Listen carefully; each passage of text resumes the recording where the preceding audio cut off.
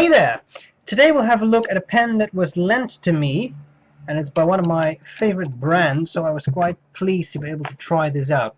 We're talking about a Visconti pen that is unfortunately discontinued, and I had to do some online research to figure out what it was. I know it's a Van Gogh, aka Van Gogh, but it's an old model. The new model, Van Gogh, I'm just going to say Van Gogh too because it's hard to mix Dutch into English sentences. This is the new model. This is the Room and Arles finish. This is the old model, and I think it's a musk finish, but it's a little hard to identify. The old model came in MIDI and Maxi versions, and based on the size, some of the measurements I found online, I think this is the Maxi model. I'm not entirely sure.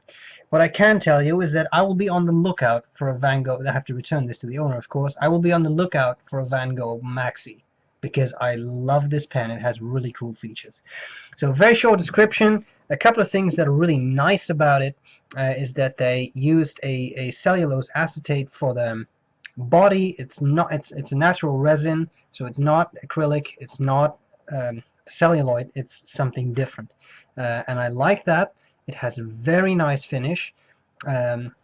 Another very cool feature, apparently on the, I don't know if this is a later model, apparently at some point the models had a just a quarter turn to tighten the cap, which is very cool, and they didn't have threads, but this one actually does. So I don't know if this was a later model. As I said, when you get a pen from someone else, it's always a little hard to find out the specific details of when it was made, etc.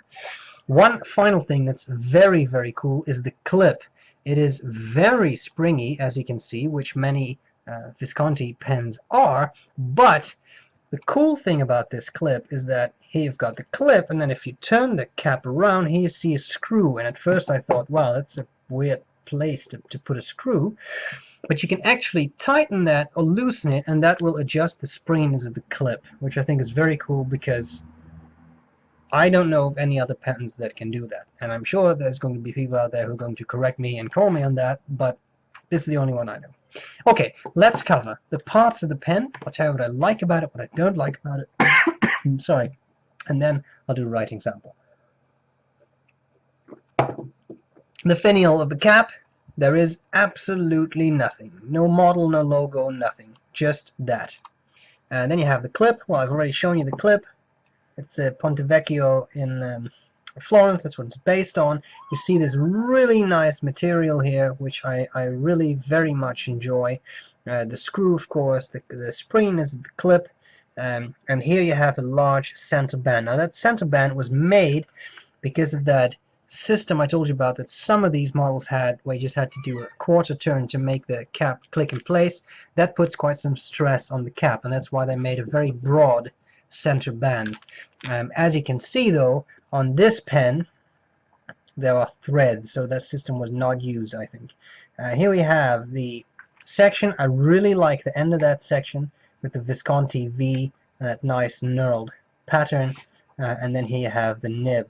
Now apparently these pens came with 14K nibs. There is no indication of gold content on this nib, and I'm assuming, also based on the way it performs, it's a steel nib. Not that there's anything wrong with that, but in my experience the Visconti gold nibs are relatively springy, and this one is not. So I think this may be a steel nib, and also because it doesn't have that turning system, I think this may be a later model. If there are any Visconti experts out there, please correct me. Okay, so there you have the pen. We go on to the barrel. I really like the barrel because it has a beautiful finish. I really like the color. Also, as you may be able to see, it's translucent. You can see the ink in there, which I think is very cool. It also means you can use it as a level. Okay, I'll have these multi-purpose pens then. I unscrew this bit. The barrel, by the way, is relatively heavy, but there's a bit of metal in there.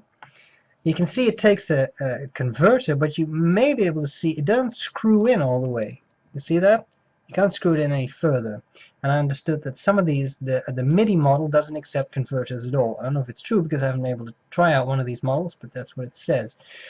Okay, then here you have the nice, it's just a Visconti converter, but I've always enjoyed the Visconti converters. Hold a nice bit of ink and they are finished really prettily.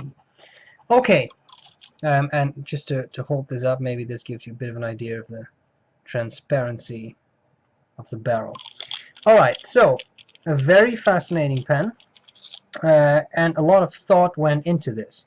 One thing that I particularly enjoyed is that the section is metal, has metal threads, and that can wear out, for example, an acrylic or whatever plastic barrel, or whatever.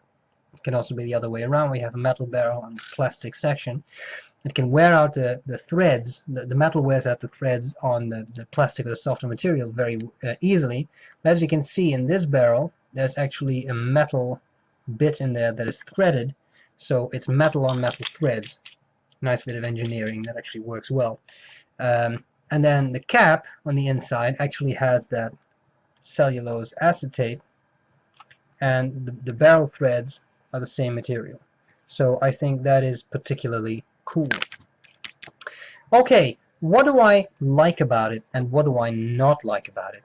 Well, I like the overall design, I like the size, and I like my Van Gogh room in Arles, but I really prefer this older model. I think it looks nicer. It looks a little bit more like the Rembrandt in shape, those rounded off features, except it's bigger.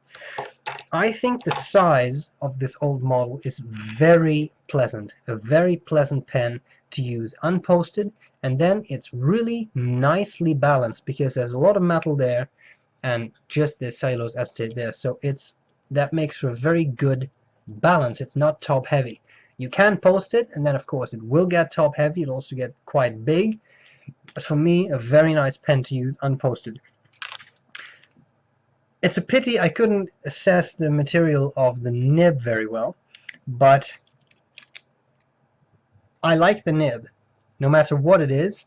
It's, as I said, it's medium nib. By the way, it's not the springiest, but it's definitely smooth and it does what it's supposed to do. So I enjoy that. Finally, I really enjoy the material. I'll show you that again, but I really think that the barrel material, there were a couple of finishes of this pen, and I think this is a really pretty finish. I like the transparency, I like the rounded off shape, and of course there are going to be people who would like to use it as an eyedropper.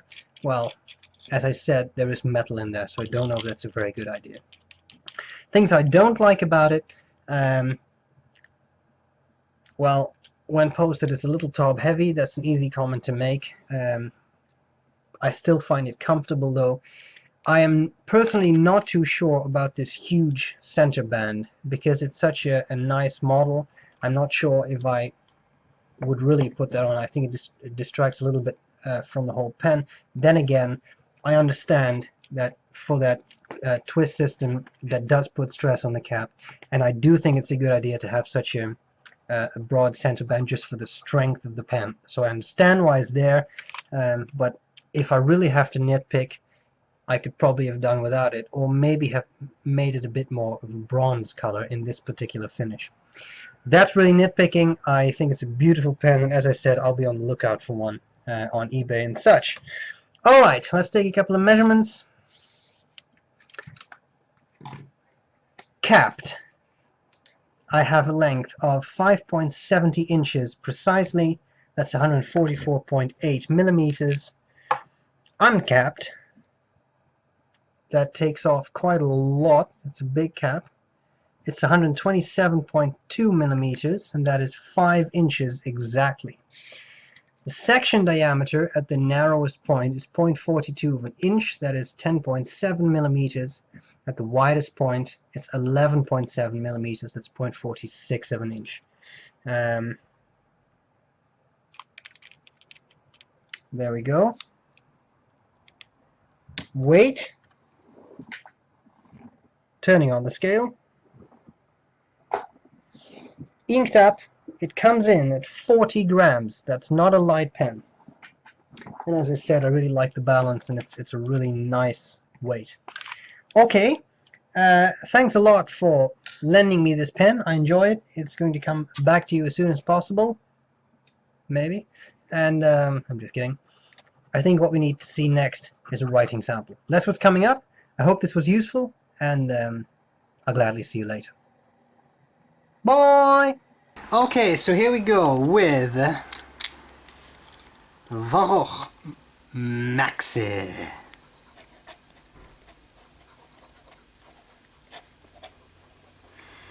I got this pen inked up, so I don't know what ink it is. All I know is that the nib is medium. So don't ask me what ink it is, because I don't know.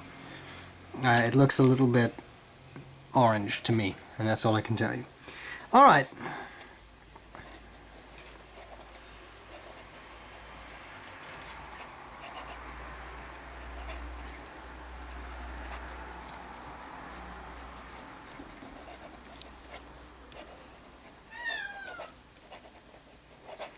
Writing is pleasant, smooth, good flow. But let's see if that flow keeps up when I do fast writing.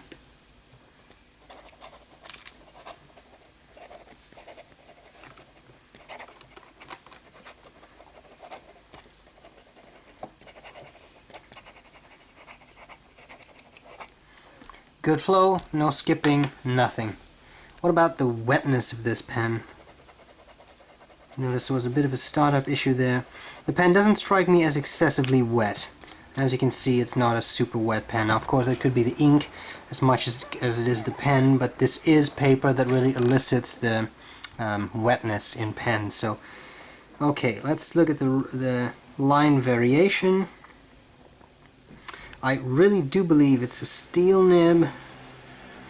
You can squeeze out a little bit of line variation, but not a whole lot. As to reverse writing, as you can see, it's possible, but the line you get out is very, very fine, hardly any ink flow, so I wouldn't really recommend that. So, there you have it. I hope this was useful, and I'll gladly see you later. Bye bye.